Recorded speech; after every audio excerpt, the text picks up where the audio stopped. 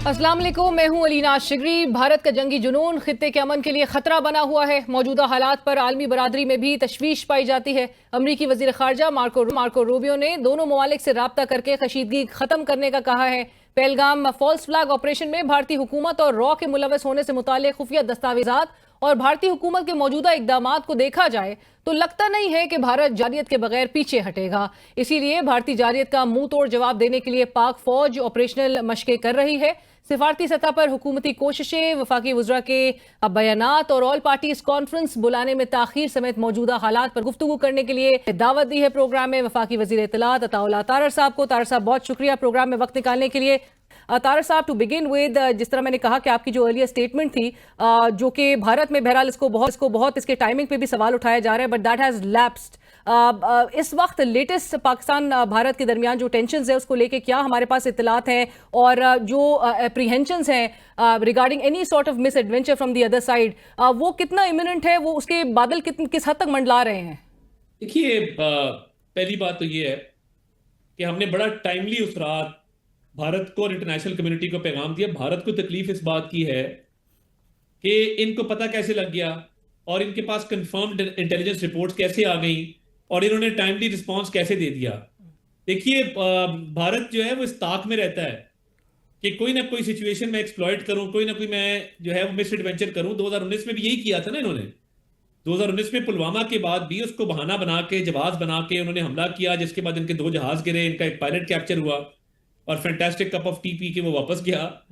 तो ये मैं समझता हूं कि बड़ा टाइमली था और शायद अगर ना करते तो शायद एक क्राइसिस पैदा हो जाता। तो आई थिंक हमने इनके एजेंडे को एक्सपोज किया, बड़ा टाइमली किया। अदरवाइज हो सकता है कि कोई थोड़ी सी जरा क्राइसिस वाली सिचुएशन आ जाती, मगर पाकिस्तान की आर्म्ड फोर्सेस और अफवाज पाकिस्तान मुकम्मल तौर पे तैयार रहते हैं to deal with any situation. Pakistan कभी भी अग्रेसर और प्रोवोकेटर नहीं रहा। पाकिस्तान हमेशा सेल्फ डिफेंस में एक्ट करता है। पाकिस्तान तो तैयार है किसी भी सिचुएशन को डील करने के लिए। और देखिए, जब एस्केलेशन होती है ना, सिचुएशन इवॉल्विंग होती है, डिप्लोमेटिक चैनल्स भी होते हैं, वो भी आपसे बात कर रहे होते हैं। कभी सिचुएशन ऊपर है, कभी नीचे है, बट इसकी पॉसिबिलिटी जरूर रहती है कि भारत इसको एक्सप्लॉइट करके कोई ना कोई मिसएडवेंचर करे, जिसकी तो पॉसिबिलिटी है, मौजूद है अपनी जगह पे। और पाकिस्तान कभी भी पहल नहीं करता। Pakistan always acts in self defence. हम हमेशा अपना दिफा करते हैं और उस दिफा में हम इनको वो सबक सिखाते हैं कि ये फिर उसके बाद पसपा होके यहां से भाग जाते हैं। And our absolutely our response has always been twice as strong. Tarar साहब, आपने जिस तरह टाइमिंग को, और हम बात गुफ्तगू भी कर रहे हैं कि उस टाइम फ्रेम को लेके, उसकी टाइमिंग को लेके कि जी 2 बजे रात को वहां के इंफॉर्मेशन मिनिस्टर की जानिब से ये अहम वीडियो पैगाम जो आया है, they are still interpreting as कि हम शायद घबरा गए हैं, Pakistan is in a state of panic. मैं नहीं समझता कि पाकिस्तानी चैनल पे हमें ये उनको कोट भी करना चाहिए। वो तो 100 तरह की बातें कर रहे हैं। उनका तो मीडिया देखिए ना, बिल्कुल आवारा मीडिया है, गोदी मीडिया जिसको कहते हैं। तो पाकिस्तान इज ऑलवेज रेडी मुंह तोड़ जवाब देने के लिए, और उनको फ्रस्ट्रेशन है कि इन्होंने हमारा प्लान कैसे अनकवर कर लिया। राइट। और तारर साहब, आपको लगता है कि उनको अभी फिलहाल प्री वॉर्न हमारी तरफ से करना उनको समझ आ गई है? मैं सिर्फ गोदी मीडिया को ये कहना चाहता हूं, call it what you want, we damn care.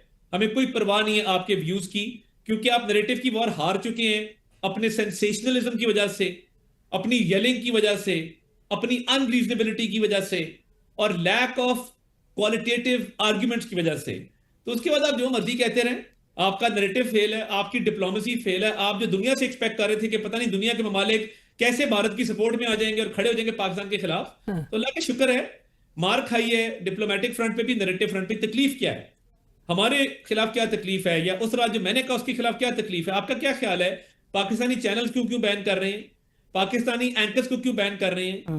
PM का इंस्टाग्राम अकाउंट क्यों बंद करें? इंस्टाग्राम से डर गए हैं। अभी तो बेटा तुमने हमारे बाकी अकाउंट नहीं देखे, तो आओ तो सही, तुम्हें बताते हैं किस भाव बिकती है। Right, but based on the credible intelligence, Tara साहब, that we have, and without going into any sensitive information, इसकी कोई डिस्कशन हमने नहीं करनी। ये जरूर बताइएगा कि जानिब से क्या अब भी किसी काइनेटिक मेजर की तरफ और उस पाथ पे जाया जा सकता है? हमारे पास उस हवाले से क्या इत्तलात है? देखिए, मैंने जैसे कहा कि सिचुएशन फ्लक्चुएट करती रहती है और हाइज एंड लोज आते रहते हैं।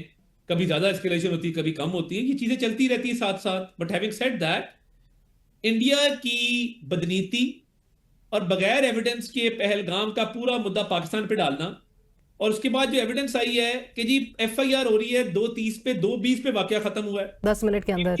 BBC कह रहा है कि BBC ने एक आई विटनेस अकाउंट लिया कि पुलिस 3:30 बजे वहां पहुंची है। तो ये देखिए ना, ये सारी इतनी कॉन्ट्रडिक्शंस हैं इनके स्टांस में, बिल्कुल। और इतने तजादात हैं कि ये जो मर्जी कहते रहे। अब मसला ये है कि ये they are capable of anything, ये इतने मक्कार लोग हैं, ये कोई भी कोशिश कर सकते हैं। इस सिचुएशन में मैं सिर्फ ये कहना चाहता हूं, ये जो कर लें, ये जो मर्जी पंजा आजमाई कर लें, पाकिस्तान तैयार है, हमें आजमाना नहीं। सीधी बात है, आपने पहले आजमाया था, हमने आपको धूल चटाई थी और मुंह तोड़ जवाब दिया था। एब्सोल्युटली। तो हम तैयार हैं, तो हमें आजमाना नहीं। और हम बार बार इस बात को रेटरेट भी कर रहे हैं कि हमारी तरफ से पहली स्ट्राइक भी, पहला कदम भी नहीं उठाया जाएगा, लेकिन कभी इसको नहीं उठाया गया। हम हमेशा सेल्फ डिफेंस में, दिफा के अंदर बात करते हैं, ये हमेशा पहल करते हैं और इनको मुंह की खानी पड़ती है। राइट। बट तारक साहब, हमारा न्यूक्लियर थ्रेशोल्ड है क्या in case of any sort of miss adventure? हम उसको, आपने जिस तरह से कहा कि हम मुंह तोड़ जवाब देंगे, और हम बिल्कुल वो सलाहियत रखते भी हैं, लेकिन हमारा रिस्पांस उनको क्या कैसा मिलेगा? हमारे यहाँ पे मिनिस्टर जो हैं वो कहते हैं कि एक मिसाइल वो मारेगा तो हम 2 मारेंगे, मजीद जो है वो न्यूक्लियर वेपन्स का इस्तेमाल किया जाएगा। Is that a policy and is that even under consideration? मैं बड़ी एक रिस्पॉन्सिबल पोजीशन को ऑक्यूपाई करता हूं। मेरी पाकिस्तानी मुझे इजाजत ही नहीं देती कि मैं ऑपरेशनल डिटेल्स में जाऊं, ये मेरा काम नहीं है। मेरा काम है कम्युनिकेशन का। I am the PR face of the government. And देखिए, ये स्ट्रैटेजी जो होती है ना, आपकी किसी भी डिटरेंस के लिए 3 तरह की स्ट्रैटेजी होती है। एक है कैपेबिलिटी, जो हमारी मिलिट्री कैपेबिलिटी है। एक है रिजॉल्व, जो हमारी नेशन का रिजॉल्व है, एक अज़म है। और तीसरा है कम्युनिकेशन, जो काम हम कर रहे हैं। तो ये क्या चीज आएगी, उसका क्या जवाब जाएगा? No madam, I am sorry, ये ऑपरेशनल डिटेल्स ना तो मीडिया पे डिस्कस होनी चाहिए, एब्सोल्युटली, और ना ही इसकी कोई गुंजाइश है। तो मैं समझता हूं कि let's leave the operational details to those who are on ground and dealing with the situation. कोई एक्शनेबल इंटेलिजेंस आएगी, मैं आपसे शेयर करूंगा। मेरी तारक साहब, तो फिर तो मिनिस्टर्स को भी इस किस्म की स्टेटमेंट देते हुए गुरेज जरा करना चाहिए। मैं आपसे बिल्कुल अग्री करता हूं। मैं अग्री करता हूं कि ये किसी को भी ऑपरेशनल डिटेल्स इस तरह की कि क्या आएगा, कैसा अटैक, उसका क्या रिस्पॉन्स, ये जरूर कहा जा सकता है कि रिस्पॉन्स बिफिटिंग होगा, डिसाइसिव होगा, and we will give a most befitting और मुंह तोड़ एक जवाब होगा।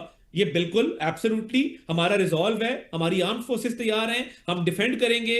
But operational details, I am sorry, वो उस पर जाना ही नहीं चाहिए, और किसी को नहीं जाना चाहिए, whoever he or she may be। Right, absolutely agreed. Tarak साहब, ये भी जरूर बताइएगा, क्योंकि जिस तरह हम बात करें कि भारत में और उनके ऊपर बिल्कुल डिस्कशन नहीं करनी चाहिए, लेकिन जो खौफ है वहां पर क्रॉस द बॉर्डर, वो इस हद तक है कि वो भी जानते हैं कि कन्वेंशनल वॉर में जाने की सूरत हाल में वो जो एस्केलेशन लैडर है वो किसी के भी कंट्रोल में फिर नहीं रहेगा। उसके बड़े संगीन कॉन्सिक्वेंसेज होंगे, जो कि ग्लोबल फिर तमाम जो ग्लोबली जो है वो सबको ही उसका इम्पैक्ट जो है वो बेयर करेगा।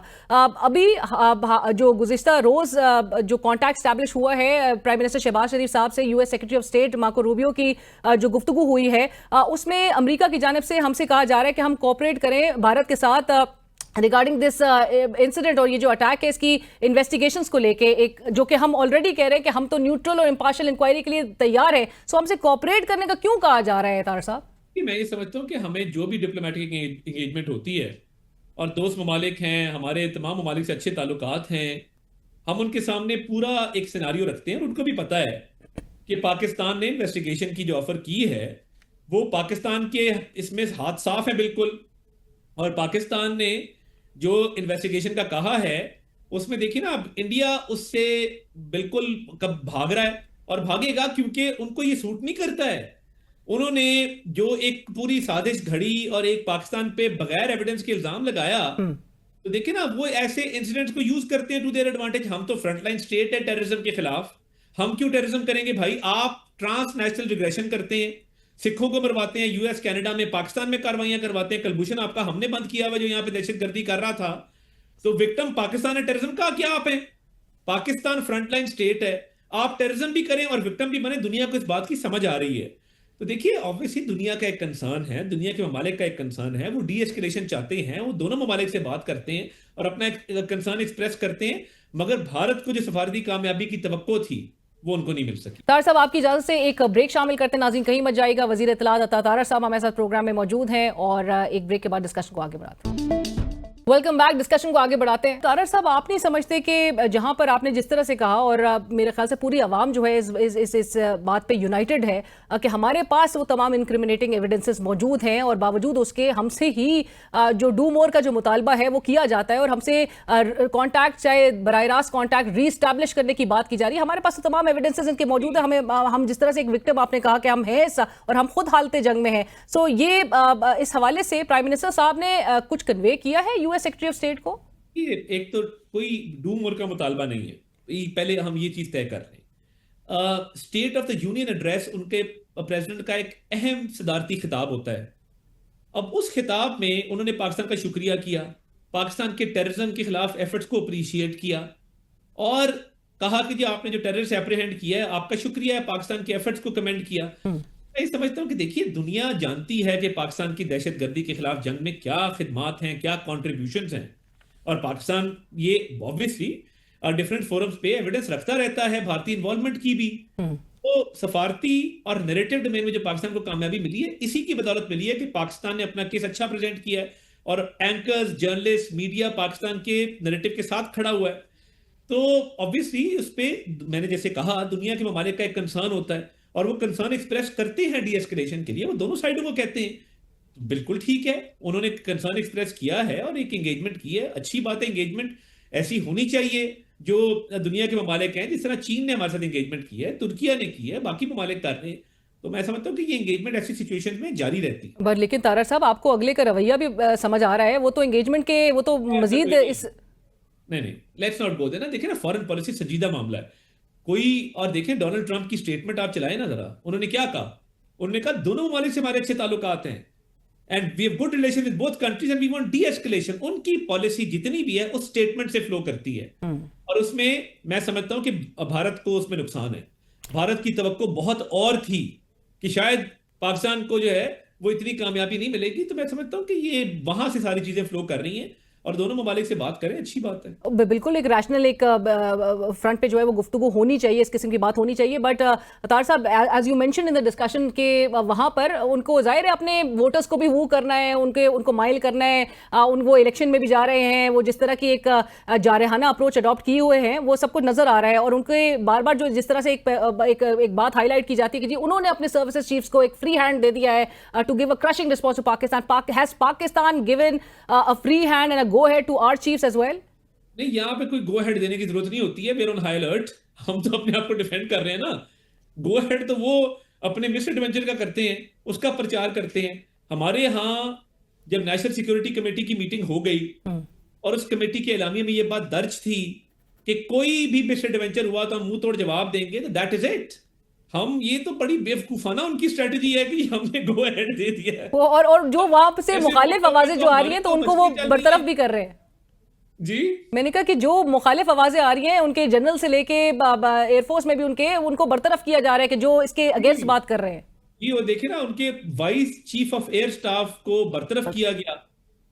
अब ये ऑब्वियसली उनके वहां डायसेंट की बड़ी आवाजें हैं, मोदी सरकार के खिलाफ लोग बात कर रहे हैं और स्टेट नैरेटिव के साथ कोई नहीं खड़ा। उनको नजर आ रहा है कि ये तुमने इतनी बड़ी बेवकूफी की है।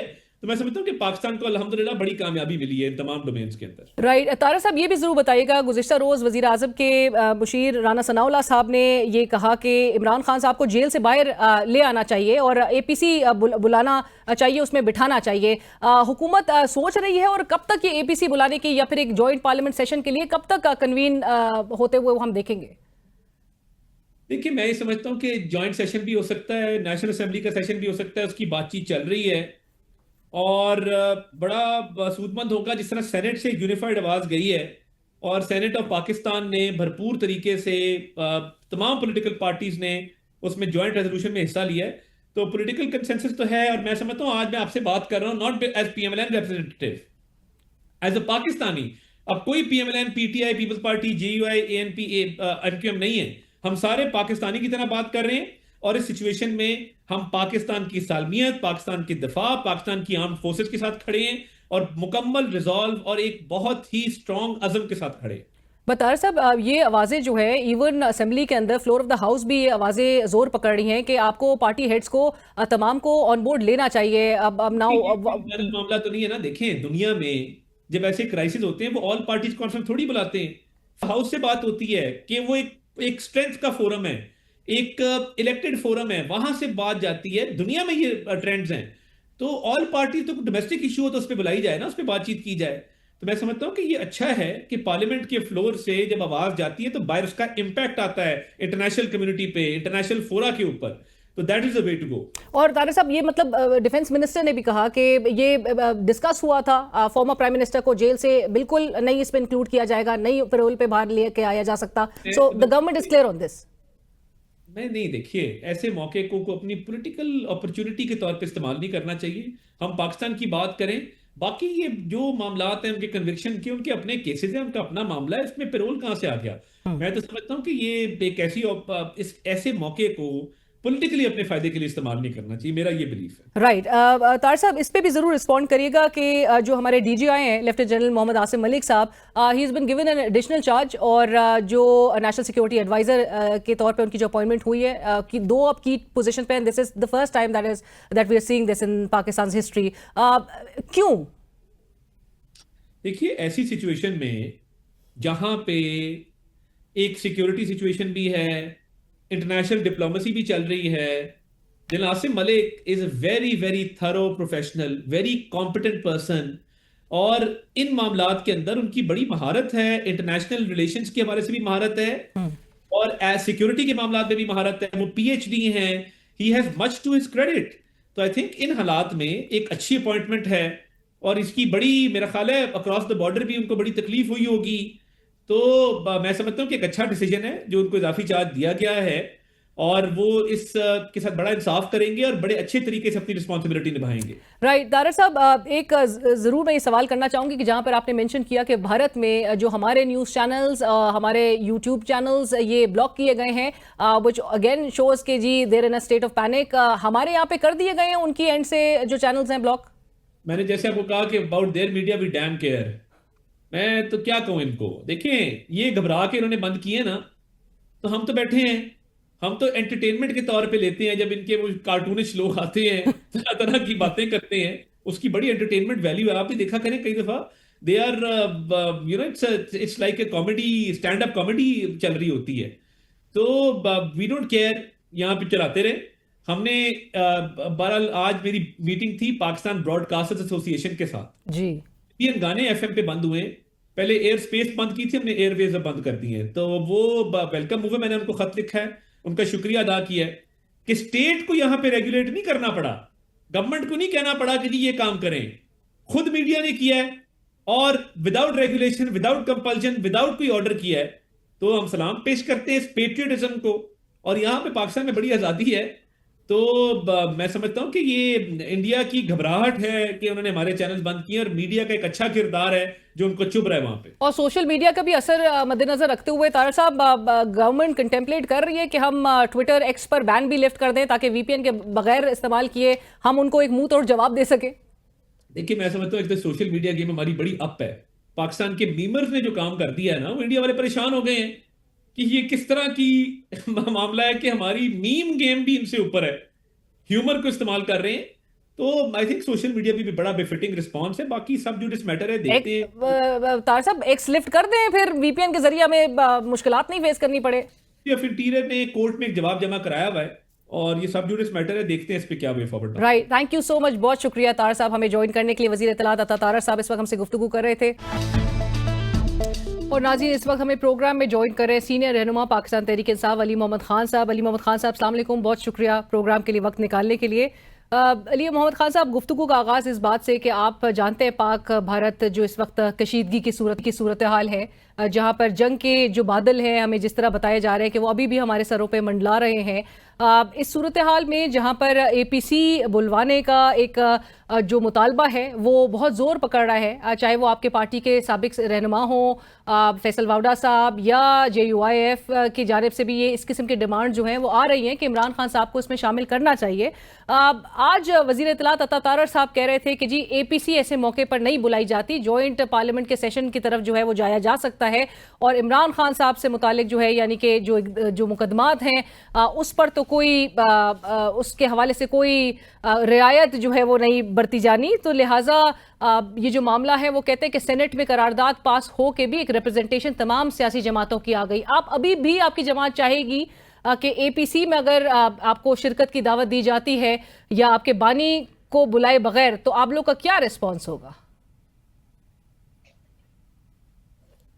बिस्मिल्लाहिर्रहमानिर्रहीम। अल्लाहुम्मा सल्लि व सल्लिम व बारिक अला सय्यिदिना मुहम्मद रसूलुल्लाह खातमुन नबिय्यीन सल्लल्लाहु अलैहि वसल्लम। पाकिस्तान माँ है, हमारी धरती माँ है, हमारा सब कुछ है और ये हमारे पास एक मुकद्दस अमानत है जो अल्लाह ने हमें दी है, हुजूर नबी करीम सल्लल्लाहु अलैहि वसल्लम के फैज़ की बरकत से हमें मिला है। इसकी हिफाजत हमने करनी है चाहे कुछ भी हो जाए, और ये हिंदुस्तान को भी पता है। आप देख रहे होंगे कि हफ्ता हो गया है, हफ्ता पहले सूरत हाल और थी और अब उनको कुछ जगहों पे बहुत ज्यादा सेटबैक मिला है। एयरफोर्स साइड पे भी, नेवी साइड पे भी आपने देखा होगा वो ना मिसाइल की तरफ जा सकते हैं और न्यूक्लियर की तरफ जाना तो सवाल ही पैदा नहीं होता।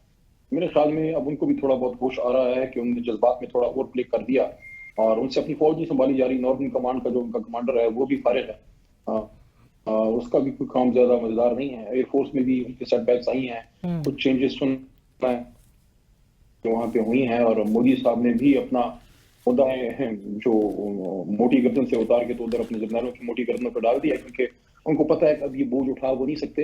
ये उनको पता है कि अब इसको आगे पे वो ले जा नहीं सकते। वॉन्ट्स रिस्पेक्टेबल और इंशाल्लाह उसको हम नहीं देंगे। उसको ये एक्सेप्ट करना, या तो वो आयत का हम स्वागत करें इस बार बगैर चाय के करेंगे, और या फिर वो एक्सेप्ट करे कि उसने जल्दी की, कोई सबूत नहीं था, पाकिस्तान इसमें इन्वॉल्व नहीं था और उन्होंने गलत इल्जाम लगाया दुनिया में और सही मायनों में और मुंह में राम राम। लेकिन इस बार तो मुंह में राम राम भी नहीं है, इस बार तो बगल में छुरी है और मुंह पे उनके जो है कुफरियात हैं। हम रोज उनके प्रोग्राम देखते हैं, हमारा कोई भी जिम्मेदार शख्स गलत बात नहीं करता। देखें चीखने चलाने से गालियों से काम नहीं बनता। आओ जरा फिर देखते हैं ना काम, क्योंकि मैं तो क्या कह के इनको थक गया हूँ। हम में तुम में फर्क है। तुम्हारा फौजी और तुम्हारा हिंदुस्तानी जब लड़ने के लिए उतरता है, चाहे वो फौजी है सिविलियन है, क्योंकि जंगे फौज नहीं लड़ती, जंगे कौम लड़ती। आपका बंदा लड़ने के लिए आता है, मौत से बचने की दुआ करता है। हमारा फौजी, हमारा आम पाकिस्तानी या उतरता है, वो मौत की तमन्ना, शहादत की तमन्ना लेके उतरता है। मुकाबला ही कोई नहीं है। जहां तक हमारी जो आपका सवाल का मगज है उसकी तरफ आते हैं, एपीसी भी एक अच्छा ऑप्शन है। और मैंने आज शायद आपकी नजर से गुजरा हो या नहीं, लेकिन आज मैंने एक बार फिर ट्विटर का सहारा लिया है, क्योंकि और सारे रास्ते इस हुकूमत से गुफ्तगू के मफकूद हैं। फलस्तीन के मामले पे भी, गाज़ा के मामले पे भी मैंने एक ट्वीट की थी कि इस पर आप स्पेशल सेशन कीजिए। क्या वो स्पेशल सेशन था? ना ज्वाइंट सेशन हुआ, कुछ नहीं हुआ। आखिर में कोई 1.5-2 घंटे का इजलास तो उन्होंने इस पे किया, वो भी उसको बंद करके खत्म कर, पानी के मसले से वो डर रहे थे और उसमें गालम गलोच हुई, उसमें एक दूसरे को तानाजनी हुई। हालांकि फलस्तीन के मसले पे कम से कम हमें यकजान दो कालब वो मैसेज देना चाहिए था। मुझे मौका मिला, मैंने जो मुझसे हो सकता था मैंने बात की। इस पे मैंने आज तजवीज दी है थ्रू ट्विटर, थ्रू एक्स, हुकूमत को कि आप इस पे कुछ नहीं कर सकते, कम से कम एक कौमी असेंबली का इजलास ही बुला लें फौरी। मतलब है कि ठीक है, आपकी हमारी फौज जो है वो एक हायर स्टेट ऑफ अलर्टनेस में मौजूद है और एक जंगी कैफियत है, लेकिन वो रेसिप्रोकेट भी तो हो ना। इधर सियासी लीडरशिप भी उतनी एक्टिव जो है वो कौमी असेंबली पे, सेंट से चलो एक करारदाद आ गई, हाजिरी कम थी लेकिन तमाम पार्लियामेंट्री लीडर्स मौजूद थे, चलो ये अच्छा था, लेकिन हाजिरी कम थी। कौमी असेंबली की बिल्कुल सिचुएशन ठीक नहीं है, अभी तक इजलास हो जाना चाहिए था। never too late, अगर कल परसों में हो जाए फिर राइट। बट अली साहब, मेरी इशू है, उस पे आते हैं। जी, मैं यही पूछना चाह रही हूँ कि आपकी पार्टी को जब मदऊ किया जाता है तो बिना इमरान साहब के आप लोग अपनी रिप्रेजेंटेशन को इंश्योर करेंगे उस एपीसी में? देखिए, मैं आप सबको पता है, मैं अपनी एक बेलाग राय रखता हूँ और बाज़ औक़ात मेरी अपनी पार्टी के लोग भी नाराज होते हैं, लेकिन जो मुझे सही नजर आता है अपनी लीडरगिरी में, वो मैं किसी को खुश करने के लिए भी ना बात करता हूँ, ना इसलिए बात करने से चौंकता नहीं हूँ कि मैं सच बात करूंगा तो कोई नाराज हो जाएगा। इस वक्त मैं पाकिस्तान के लिए बात कर रहा हूँ, इस वक्त मैं कौमी यकजहती के लिए बात कर रहा हूँ। तो उस पर बहुत सी जगहों से मुझे सख्त बात भी सुननी पड़ती है। ठीक है, पाकिस्तान के लिए गाली नहीं। देखें, जो नेशनल सिक्योरिटी की वो मीटिंग थी ना, उस पर मेरी राय ये थी कि हमें जाना चाहिए, जाके वो खान साहब पास हम जाके रिपोर्ट करें। फिर उस तरह नहीं, वो हम नहीं जा सके। इस पे मेरी राय दूसरी है। मैं समझता हूं कि देखें, ये इस वक्त मुल्की मामला अंदरूनी नहीं है, दुश्मन से आप सामना है आपका। बिल्कुल। अगर एपीसी बोलाते हैं तो उसमें इमरान खान, क्योंकि आपका मकसद यकजहती दिखानी है, तो एक फ्रेम, जिस तरह भी मैं आपसे बात कर रहा हूं, तो एक फ्रेम में मैं आपको, अगर वजीर आजम शहबाज शरीफ, मैं उनको वजीर आजम कह रहा हूं, हालांकि वो फॉर्म 47 के हैं लेकिन ओहदे पे बैठे हैं, तो ठीक है। और आपकी जमात से लीडर ऑफ द ऑपोजिशन तो उनको प्राइम मिनिस्टर मानते भी नहीं है। साथ में हम दिल से नहीं मानते, क्योंकि वो फॉर्म 47 के हैं, लेकिन बहरहाल ओहदा तो है उनके पास। तो शहबाज शरीफ, इमरान खान साहब, मियां साहब, अगर वो लंदन से तशरीफ ले आए खुदा खुदा करके, और साथ में आर्मी चीफ और मौलाना साहब, ये सारे एक फ्रेम में अगर इमरान खान इनके साथ नजर आ गया, उससे ही ना मोदी साहब का वैसे भी काम पतला है, गेम उनकी मजीद बिल्कुल तबाह बर्बाद, वो दूसरा वाला लफ्ज मैं यूज नहीं करता। लेकिन अगर आपने इमरान खान को नहीं लाना, आपने उनको एपीसी में नहीं बिठाना, फिर आप असेंबली का इजलास जरूर बुलाइए। नो बट अली मोहम्मद साहब, एक सवाल मैंने आपसे जरूर करना है। अली मोहम्मद साहब, क्या आपके जो लीडर हैं इमरान खान साहब, क्या वो इस फ्रेम में आना चाहेंगे? पाकिस्तान के लिए इमरान खान की जिंदगी भी याद है, 50 साल से वो पाकिस्तान के लिए, 51 साल से वो कोशिश, 15 years टू बी एग्जैक्ट। तो अगर इमरान खान साहब को दावत देंगे एपीसी में आने की, मैं उनसे मिला नहीं हूँ, 5.5 महीने से मुझे उनसे नहीं मिलने दिया जा रहा है, लेकिन मैं बगैर मिले आपको ये कहता हूँ कि पाकिस्तान की खातिर वो जरूर बाहर आके बैठना चाहेंगे, और वही बात करेंगे जो बतौर वज़ीर आज़म उसने की थी। कहा था ना कि आ जाओ फिर मैदान में ना, बाउंसर तो बड़े मारे उन्होंने ग्राउंड में, सियासी बाउंसर भी मारा जब उन्होंने कहा कि हम सोचेंगे नहीं, हम कल गुजरेंगे। और फिर मोदी साहब को भी जवाब दिया था, ज्यादातर ये वाली बात चलती है, मोदी वाली बात कम चलती है। उसमें भी खान साहब ने कहा था कि बड़े रिस्पेक्टफुली उनको कहा कि मोदी साहब आए, फिर आपका स्वागत इधर होगा, इंशाल्लाह आपको जवाब मिलेगा। मेरे ख्याल में खान साहब जरूर आएंगे, और कौमी यकजहती के लिए yes we should no, the government should ask Imran Khan साहब कि वो आए। मेरे ख्याल में अगर खान साहब को आपने एपीसी में नहीं बुलाना, फिर आप एपीसी ना बुलाएं, क्योंकि उसका नुकसान होगा, फिर वो उल्टा हम एक दूसरे को पड़ जाएंगे, और that is exactly what the Indians want. फिर आप इजलास बुलाएं, इजलास में मेंबर्स आ जाएंगे, जो बात करनी है उधर करने। आइडियल सिचुएशन ये है कि मौलाना साहब, खान साहब और सिराजुल हक साहब, या उनके जो वो हैं हाफिज नहीं, all 5-6 main political leaders and military leadership एक फ्रेम में, उधर बड़ा स्ट्रॉन्ग मैसेज चला जाएगा। एब्सोल्युटली। अली मोहम्मद साहब और मौलाना साहब ने तो इस बात को और मुतालबा किया है हुकूमत से कि उनको बुलाना चाहिए, तमाम पार्टीज के सरबराहान समेत सबको बुलाना चाहिए। पर इमरान खान साहब की जो ट्वीट आई है अभी 2 रोज़ कबल, जिसमें उन्होंने कहा कि ये अब वक्त आ गया है, it is high time to put a halt to all actions. वो कहते हैं कि जो पोलराइज कर रही है इस मुल्क की आवाम को, उन एक्शंस को ज़रा थोड़ा रोक देना चाहिए। सो आप समझते हैं कि ये भी इंडिकेशन है कि इमरान खान साहब इज़ विलिंग टू पार्टिसिपेट, कि अगर उनको बुलाया जाए इस पे एक स्ट्रॉन्ग मैसेज जाने के लिए? देखिए, इस वक्त मुल्क में कौमी यकजहती चाहिए, आपको हिंदुस्तान को मजबूत जवाब देना है, और कौम इकट्ठी है इंशाल्लाह। लेकिन आपको ऑप्टिक्स चाहिए होते हैं, लीडरशिप एक पेज पे नजर आए। लेकिन इस वक्त अगर आप ये देखें, जिस तरह इन्होंने अभी तक हमारे सदाम तरीन गिरफ्तार हैं, और हमारी जो सिस्टर हैं अपना सनम जावेद साहिबा खातून है, उनको हस्बैंड समेत गिरफ्तार किया गया है, और दूसरे भी हमारी लीडरशिप अभी तक जेल में है। सबसे इंपॉर्टेंट साबिका फॉरेन मिनिस्टर जनाब शाह महमूद कुरैशी साहब, वो कितना आपके लिए इसमें बड़ा किरदार अदा कर सकते हैं, वो कितना रोल अदा कर सकते हैं कि अगर एक प्रेस टॉक हो रही है और उसमें सागडार साहब हैं, और सागडार साहब के साथ वो भी हैं फॉरेन मिनिस्टर साहब, क्योंकि सियासी इख्तिलाफ तो हमारा रहेगा, वो तो है, लेकिन मुल्क की खातिर अगर आप दावत देंगे, अगर हुकूमत दावत देती है, अरेंजमेंट करती है खान साहब की और शाह साहब की बुलाने की, और हम लोग नहीं आते, फिर लोग हम पे सवाल करेंगे। फिलहाल सवाल हुकूमत पे हो रहे हैं। राइट। अली मोहम्मद साहब, अब इस हवाले से ज़रूर बताइएगा कि एक तरफ जहां पर इमरान खान साहब तक रसाई जो है वो आप लोग की चोक कर दी गई है, बंद कर दी गई है, मिल नहीं सक रहे आप लोग, दूसरी तरफ और ये बात कहना कि जो कि हम एक वो डिफरेंसेस देख रहे हैं पार्टी के अंदर भी, वो जो डिवाइडेड लीडरशिप है, वो नजर आ रही है। एक कौमी सतह पे भी, एक पार्टी सतह पे भी आप लोग को उसके चैलेंजेस का भी सामना करना पड़ रहा है। सो नो एक्सेस, फिर आप एहतजाज जो है वो भी नहीं कर पा रहे हैं, आप लोग की अपीलें नहीं लग रही हैं। आज इस्लामाबाद हाईकोर्ट के एक्टिंग चीफ जस्टिस को रजिस्ट्रार साहब ने जो रिपोर्ट जमा करानी थी उसमें इंकशाफ हुआ है कि कुल कोई 279 के करीब अपील्स हैं, और जिसमें उन्होंने पूरा एक ब्रेकअप दे दिया कि जी सजाए मौत की कितनी है, 63 के करीब उम्र कैद की कितनी अपीलें हैं, 7 साल से जायद सजा की कितनी अपीलें हैं।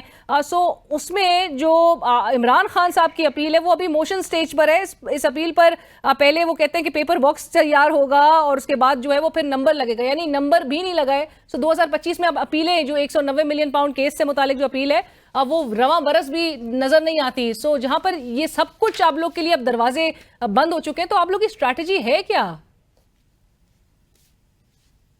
4 सवाल आपने किए हैं। देखिए, पहले तो लीडरशिप की डिवाइड की आपने बात की है। I don't see any divided leadership. हाँ, जितनी अच्छी कोऑर्डिनेशन होनी चाहिए, जितना अच्छा टीम वर्क होना चाहिए, वो मेरे ख्याल में उसमें मजीद काम करने की जरूरत है। थोड़ा सा मिसअंडरस्टैंडिंग हो जाती है। जाहिर है मैं अपनी लीडरशिप को भी ये कहूँगा, सब से भी ये काम लेना चाहिए। उसकी वजह यह है कि हमारा जो करोड़ों वोटर सपोर्टर है, कुर्सी हैं, पाकिस्तान में बैठे हैं, वो इसे सुनना चाहते हैं। They just want Imran Khan out. तो अगर खान साहब बाहर नहीं आ रहे तो उनका किसी पे तो गुस्सा जाएगा, जाहिर है हम पे भी आएगा। अच्छा, आप एहतजाज भी करके किसी हद तक देख लिया, लेकिन देखें एहतजाज होता है एक ऐसी माहौल में जहां आपको कम से कम फंडामेंटल राइट्स अवेलेबल हों कि मैं जाके एहतजाज करूंगा, वहां कोई मुझे मानेगा नहीं मानेगा, लेकिन कम से कम मुझे बैठने दिया जाएगा या मुझे एहतजाज करने दिया जाएगा। अगर सामने से स्ट्रेट बुलेट्स फायर हो रही हैं, कौन सा पॉलिटिकल वर्कर स्ट्रेट बुलेट्स के सामने जा सकता है? ये तो जिनके घरों में जनाजे गए उनसे जाके पूछें, जो बढ़ बढ़ के बात कर रहे हैं, पहले उनसे पूछें कि आपके घर में जनाजा है। जिसके घर में जनाजा गया है तो कितनी लीडरशिप है जो इन जनाजों वालों के घरों में गए? मैं वाहिद बंदा हूं जो उनमें से 90% लोगों के घरों में गया हूँ जिनके घरों में जनाजे गए हैं। मुझे पता है उनकी कितनी तकलीफ है। तो इन हालात में क्या हमारी लीडरशिप जो, और अली साहब लीगल स्ट्रैटेजी के भी हवाले से जी जी जी लेकिन इसके लिए जरूरी है कि पंजाब निकलें। अच्छा, पंजाब में लोग निकलना जरूर चाहते हैं, पंजाब में लोग निकलना जरूर चाहते हैं, लेकिन पंजाब में फस्तायत का एक और लेवल है। पंजाब में फस्तायत का एक और लेवल है। इस वक्त तो पिछले रमजान में अफ्तारियों तक को जो है वो नहीं होने दिया गया।